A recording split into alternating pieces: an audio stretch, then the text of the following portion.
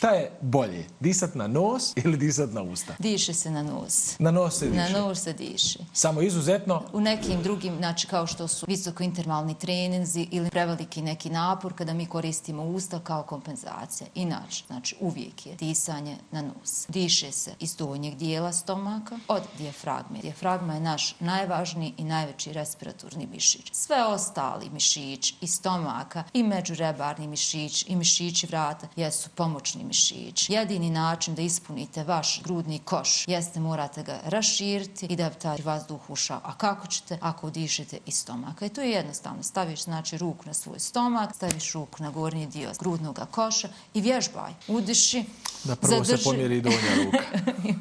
Udiši, izdiši. Mislim, to su jednostavne radnje.